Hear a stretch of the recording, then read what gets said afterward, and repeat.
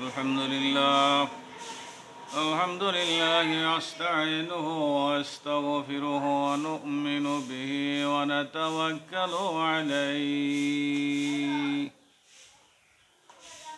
ونعوذ بالله من شرور أنفسنا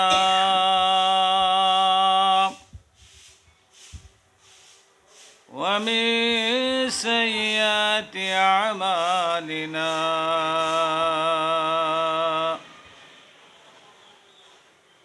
من يهد الله فلا مضل له ومن يضلل فلا هادي له ونشهد أن لا إله إلا الله وحده لا شريك له وأشهد أن محمدًا عبده ورسوله أما بعد فأعوذ بالله من الشيطان الرجيم بسم الله الرحمن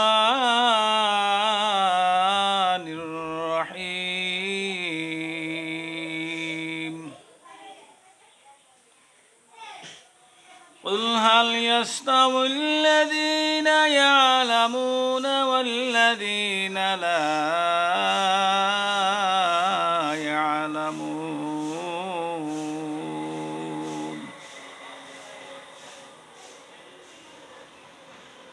وقال النبي صلى الله عليه وسلم طلب العلم فريضة على كل مسلم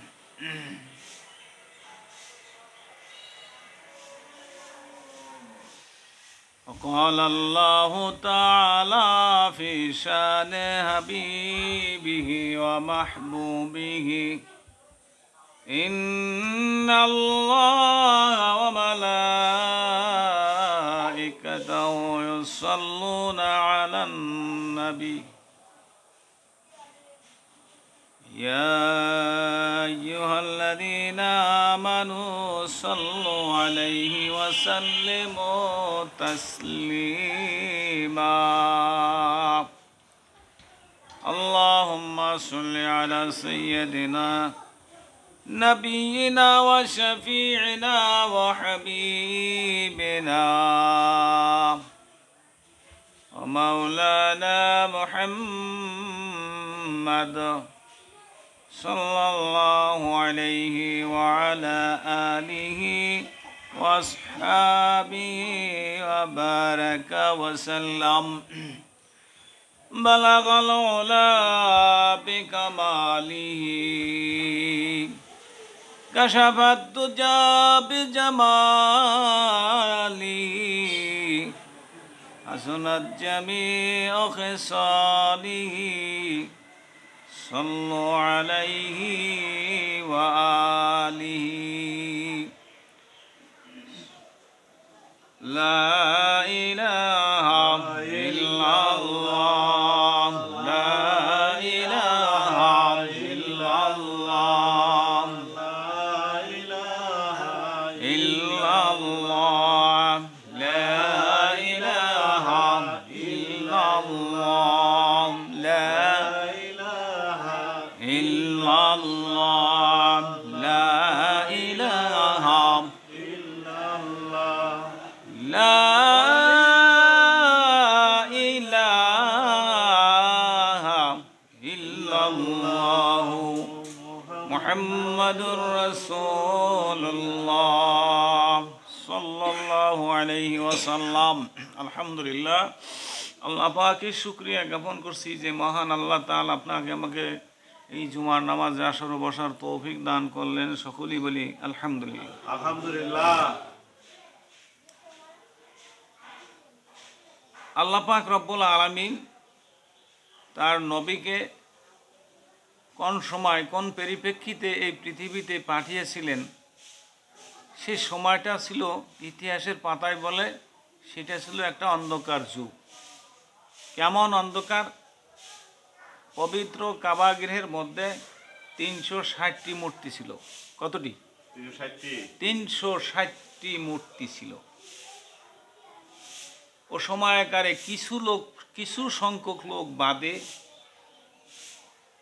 তারা ওই মূর্তির পূজা করত, ওই মূর্তিকে তারা সৃষ্টিকর্তা মানত। সকলেই বলেন নাউজুবিল্লাহ। নাউজুবিল্লাহ। এই 360টি মূর্তি ছিল কাবা গৃহের মধ্যে। তারা ওটার পূজা করত, তারা উপাসনা করত। এইটা ছিল সেই অন্ধকার যুগ। সেই অন্ধকার যুগে আল্লাহ পাক তার হাবিবকে এই পৃথিবীতে প্রেরণ করেন। যেই কালিমা আমি আপনাদের সামনে পাঠ করেছি, যে এই কালিমা এইটা কি এবং কেন, এটার কি প্রয়োজন, এটার কি দরকার, এটা যখন আমাদের বোধগম্য হবে, আমরা যখন এই সম্পর্কে জানব, তখন কিন্তু আমাদের কাছে এই জিনিসটা অনেক দামি হয়ে যাবে। ঠিক না বেটি? যেই পর্যন্ত এইটার সম্পর্কে আমাদের জানা হবে না, ওর মর্যাদা কি, ওই সম্পর্কে আমাদের ধারণা থাকবে না, তখন কিন্তু ওটার মর্যাদাও কিন্তু আর আপনার আমি দিতে পারছি না বা পারবো না। তো 360টি যে মূর্তি ছিল কাবাগৃহের মধ্যে, এই কাবাগৃহের মধ্যে তারা সব সময় যায় ওটার পূজা অর্চনা উপাসনা করত। এই যে লা ইলাহা, আমরা তো সারা জীবন এটা পড়ে আসছি ছোটকাল থেকে এই পর্যন্ত। ঠিক না বেটি? ছোটকালে আব্বা পড়ছে, মা পড়ছে, আমিও পড়ি, কিন্তু আসলে ওটার মধ্যে কি আছে, কি বা কেন, এই জন্য আল্লাহ রসুল সাল্লাল্লাহু আলাইহি ওয়াসাল্লাম তিনি বলছেন যে তলাবুল ইলমি ফারিদাতুন আলা কুল্লি মুসলিম, তোমাদের প্রত্যেকের উপরই এই দ্বীনি ইলম তলব করা ফরজ। কারণ এই দ্বীনি ইলম ছাড়া তুমি এটার শান শওকত এ সম্পর্কে তুমি জানতে পারবা না। কারণ এটা কত বড় দামি জিনিস। গত জুমায় আলোচনা করেছিলাম হযরতে মুসা আলাইহিস সালাতু ওয়াস সালাম তুর পাহাড়ে যাইয়া খুব আফসোসের সাথে বলতেছেন, হে আল্লাহ, তুমি আমাকে এমন একটা কালিমা শিখাই দাও, এমন একটা দামি কথা শিখাও, যেই দামি কথাটা আমি সব সময় ওটাকে পড়ব। আল্লাহ পাক বলেন, হে ইয়া মুসা, হে মুসা, তুমি বলো লা ইলাহা ইল্লাল্লাহ। মুসা আলাইহিস সালাতু ওয়াস সালাম জবাব দিলেন, আল্লাহ, এইটা তো আমি জানি। এটা কি? এটা আমি জানি। হে মুসা, তুমি জানো ঠিক, এটা যে কত বড় দামি, এটার মতো দামি জিনিস কিন্তু তামাম পৃথিবীতে আর নাই, আর হবে না। সবাই বলেন সুবহানাল্লাহ। কারণ হলো কি, এটা কত বড় দামি, উপমা দেয়া যাইতে পারে, সম্পূর্ণ উপমা দেয়া যাবে না। কেমন? কয় তামাম পৃথিবীতে আসমান ও জমিনের মধ্যে যেই সমস্ত মূল্যবান ধাতু আছে, সব যদি এক পাল্লায় রাখা হয়, আর যদি এই কালিমা এক পাল্লায় রাখা হয়, তাহলে কালিমার পাল্লা ভারী হইয়া যাবে। সুবহানাল্লাহ। এটা যে কত দামি হে মুসা, এর চাইতে দামি কথা আর তামাম পৃথিবীতে নাই, আর হবে না। তুমি সব সময় এই লা ইলাহা ইল্লাল্লাহ পাঠ করবা।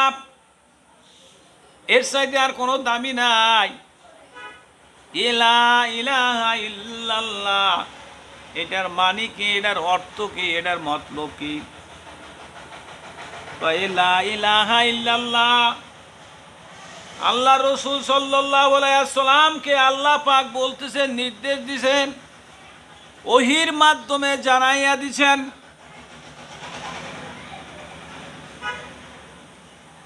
আল্লাহর হাবিব বলছেন যে তোমরা বলো লা ইলাহা ইল্লাল্লাহ তুফলিহুন। আল্লাহ রসুল সাল্লাল্লাহু আলাইহি ওয়াসাল্লাম বলতেছেন তোমরা বলো লা ইলাহা ইল্লাল্লাহ তুফলিহুন। যদি তোমরা লা ইলাহা ইল্লাল্লাহ বলতে পারো তাহলে তোমরা সফলকামী, তোমরা কামিয়াবি। কোন কথা? লা ইলাহা ইল্লাল্লাহ, ওদিকে তাকায় না, ওটা যে কাজ করে করুক। যদি তোমরা লা ইলাহা ইল্লাল্লাহ বলতে পারো, মনে প্রাণে বিশ্বাস করতে পারো, তাহলে তোমরা তুফলিহুন, তোমরা সফল কাম হয়ে যাবে, তোমরা কামিয়াবি হবে। দুনিয়ায় তোমরা শান্তিতে থাকতে পারবা, পরকালে তোমরা মহাশান্তিতে থাকতে পারবা। সেই কথাটা কি? লা ইলাহা ইল্লাল্লাহ। 360টি মূর্তি ছিল, সেই মূর্তির পূজা করত কিছু সংখ্যক লোক ছাড়া। আর কিছু সংখ্যক লোক সেই সম্প্রদায় কারা? ইতিহাসের পাতায় লেখে ওই অন্ধকার যুগে একটা সম্প্রদায় ছিল, যেই সম্প্রদায়গুলি শিরকের সাথে, তারা শিরকে লিপ্ত ছিল না, তারা শিরক করত না। আর সে সম্প্রদায় হলো হানিফ মতবাদ। এই সম্প্রদায়ের নাম ছিল হানিফ মতবাদ। মানে এই সম্প্রদায় ছাড়া আরও যত সম্প্রদায় ছিল তারা সকলেই কিন্তু শিরকের ভিতরে লিপ্ত ছিল। লা ইলাহা এর অর্থ কি, এর উদ্দেশ্য কি? যে লা ইলাহা ইল্লাল্লাহ যদি কোনো ব্যক্তি মনে প্রাণে বিশ্বাস করবে, বিশ্বাস করে, ওই অনুযায়ী আমল করে, ও দুনিয়াতেও শান্তি আর পরকালেও মুক্তি, পরকালেও শান্তি। তা কেমন কথা, কেমন মহামূল্যবান কথা। লা শব্দের অর্থ মানি নাই। লা অর্থ কি? আরবি তো। লা অর্থ কি? নাই। এই কথা শুনেন, এদিক ওদিক মন দিয়েন না, কথা বোঝার চেষ্টা করেন। সারা জীবন আসলেন আর গেলেন, খাইলাম আর ঘুমাইলাম, মানি মতলবের দিকে কোনো চিন্তা ভাবনা করলাম না এবং চেষ্টাও করলাম না যে এটার অর্থ কি জানার। আমরা শুধুমাত্র কতটুকু করি, যায় আর আসি না। আপনাকে আপনার আমার অনেক দায়িত্ব আছে। সেই দায়িত্ব কি? সর্বপ্রথম আল্লাহ তাআলা বলতেছেন তুমি দোজখের আগুন থেকে নিজেকে বাঁচাও, নিজে বাঁচো এবং আহাল পরিবার পরিজনদেরকে বাঁচাও। সর্বপ্রথম কি বলছে আল্লাহ?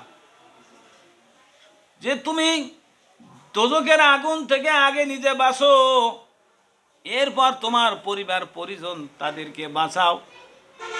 এই আহাল বলতে সর্বপ্রথমে আপনার সম্প্রদায়, আপনার বাড়ির যারা, তারা ঘরে যারা, তারা, তারপর আস্তে আস্তে আহাল বাড়ি বেড়ে যাবে। তুমি আগে বাঁচো, দোজখের আগুন থেকে তুমি আগে বাঁচো, এরপরে তুমি আরও যারা আছে তাদেরকে বাঁচানোর চেষ্টা করো। নিজেই তো বাঁচতে পারছি না, পরকে কিভাবে বাঁচাবো নিজেরই তো চিন্তা নাই। লা শব্দের অর্থ নাই। লা মানে কি? নাই। ইলাহুন, ইলাহুন শব্দের অর্থ উপাস্য, যার উপাসনা করা হয়, যার উপাসনা করা হয়। যার পূজা করা হয়, যার উপাসনা করা হয়, যার ইবাদত করা হয়, কথা বলেন নাই? উপাস্য নাই। ইলাহুন মানে কি? উপাস্য নাই। উপাস্য মানে কি? যার উপাসনা করা হয়। লা ইলাহা, ওই 360টা তো দূরের কথা, একটাও নাই। লা দিয়া কেটে দেওয়া হয়েছে, নাই নাই নাই, কোনো ইলা নাই, কোনো উপাস্য নাই। লা ইলাহা, নাই নাই নাই, কিছু নাই। 360টা কান, 2টা কান, 1টা কান, কোনো ইলা নাই, কোনো উপাস্য নাই। সামনে কথা আসতেছে, লা ইলাহা ইল্লাল্লাহ, কয় আল্লাহ ছাড়া, কি ছাড়া? আল্লাহ ছাড়া কোনো উপাস্য নাই। মক্কার ঘরের ভিতরে বহু ইলা আছে, কি বহু ইলা আছে, বহু উপাস্য আছে। সংখ্যা ছিল 360টা। কয়টা ছিল? মক্কার ঘরে কয়টা ছিল? 360টা। এই 360টা মূর্তির উপাসনা করা করত। আল্লাহ বলতেছে কোনো উপাস্য নাই, আল্লাহ ছাড়া কোনো উপাস্য নাই, আল্লাহ ছাড়া কোনো মাবুদ নাই। মাবুদ মানে কি? এই মাবুদ এটাও আরবি শব্দ। মাবুদ শব্দের অর্থ হলো যার উপাসনা করা হয়, যার ইবাদত করা হয়। যার ইবাদত করা হয় আরবিতে তাকে বলা হয় মাবুদ। কি বলা হয়? মাবুদ। ওই যে মাবুদ কিনি আমরা, যার ইবাদত করা হয় তাকে বলা হয় মাবুদ। কয় কোনো ইলা নাই, কোনো মাবুদ নাই, আল্লাহ ছাড়া কোনো মাবুদ নাই।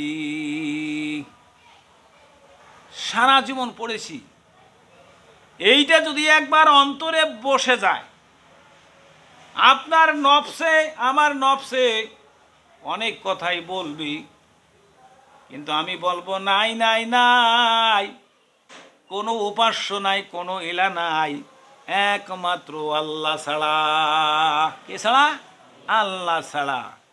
আল্লাহ ছাড়া কোনো উপাস্য নাই, আল্লাহ ছাড়া কোনো মাবুদ নাই। আমরা কার ইবাদত করি? আমরা একমাত্র আল্লাহর ইবাদত করি। কার? এখন অর্থ কি হইল লা ইলাহা ইল্লাল্লাহর অর্থ কি বলেন দি? কথা বলতে হবে তো। লা ইলাহা ইল্লাল্লাহ সারা জীবন পড়ছেন, এই পর্যন্ত পড়ে আসছেন, এন অর্থ কন আল্লাহ ছাড়া কোনো মাবুদ নাই, আল্লাহ ছাড়া কোনো উপাস্য নাই, আল্লাহ ছাড়া কোনো মাবুদ নাই। মাবুদ অর্থ কি? যার ইবাদত করা হয়, যার উপাস্য করা হয়, যার উপাসনা করা হয়। আল্লাহ ছাড়া কোনো মাবুদ নাই। কি? আল্লাহ ছাড়া কোনো মাবুদ নাই, আল্লাহ ছাড়া কোনো উপাস্য নাই, আল্লাহ ছাড়া কোনো ইলা নাই, আল্লাহ বাদে কেহ মাবুদ নাই। অর্থাৎ যেভাবে বাংলায় যেভাবেই নেন সমস্যা নাই। আল্লাহ বাদে কোনো মাবুদ নাই, আল্লাহ ছাড়া কোনো ইলা নাই, আল্লাহ ছাড়া কোনো উপাস্য নাই। এই লা ইলাহা ইল্লাল্লাহর অর্থ। বহু তাকরীর আছে এই ব্যাপারে। সারা জীবন শুরু থেকে, জীবনের শুরু থেকে লা ইলাহা ইল্লাল্লাহ পড়লাম। লা ইলাহা ইল্লাল্লাহ পড়ে আপনার আমি কি করতেছি? মুখে বলতেছি লা ইলাহা ইল্লাল্লাহ, আল্লাহ ছাড়া কোনো মাবুদ নাই।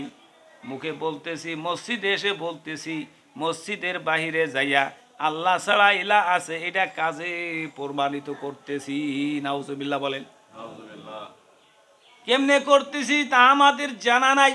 এই কেমনে করতেছি আমাদের জানা নাই, জানার বাইরে চলে গেছে। মোমেন হাদিসের কিতাবের মধ্যে আসছে, আমার উম্মতের মধ্যে কিছু মানুষ সকালবেলা ইমান থাকবে, বিকালবেলা ইমান থাকবে না, বিকালবেলা ইমান থাকবে, সকালবেলা ইমান থাকবে না। কি থাকবে না? যার ইমান নাই তার কিছুই নাই। আমার কথা বুঝতে পারছি? কথাগুলো গুরুত্ব সহকারে শুনেন। যার ইমান নাই তার কিছু নাই। আল্লাহর রসুল বলছেন যে আমার উম্মতের মধ্যে কিছু সংখ্যক উম্মত হবে, সকালে তার ইমান থাকবে, বিকালে তার ইমান নাই, বৈকাল বেলা তার ইমান থাকবে, সকাল বেলা তার ইমান নাই। কারণটা কি? কারণ তো একটা আছে, আসেনি? সে কি কারণ? আমি যেই কথাগুলো বলছি, যেই কথা বললে ইমান থাকে না এমনও কথা আমি বলে ফেলেছি, ওই কথার কারণে আপনার আমার থেকে ইমান বিদায় নিয়ে গেছি। অথচ আপনার আমি নামাজ পড়তে পড়তে কপালে দাগ লাগাই দিছি। দাগ লাগাইলে কি হবে? কিন্তু ইমান নাই।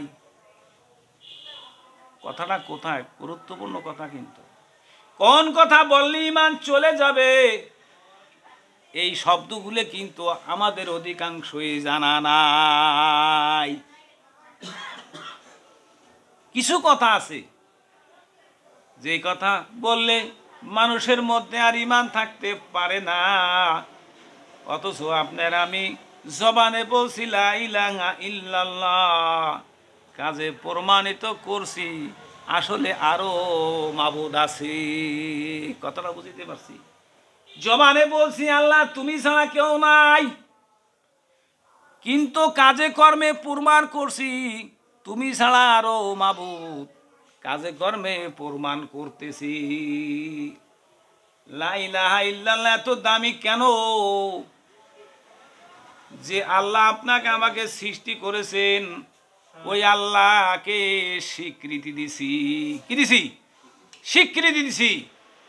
ওই আল্লাহর স্বীকৃতি দেওয়া হয়েছে। আল্লাহ হলো জীবনদাতা, আল্লাহ হলো বিধানদাতা, আল্লাহ হলো রব। আলহামদুলিল্লাহি রাব্বিল আলামিন। আলহামদুলিল্লাহি রাব্বিল আলামিন অর্থ কি? অর্থ কি? সমস্ত প্রশংসা আল্লাহর জন্য, যিনি তামাম বিশ্বের প্রতিপালক, যিনি তামাম বিশ্বের প্রতিপালক। আমরা স্বীকৃতি দিচ্ছি যে লা ইলাহা ইল্লাল্লাহ, আল্লাহ ছাড়া কোনো মাবুদ নাই।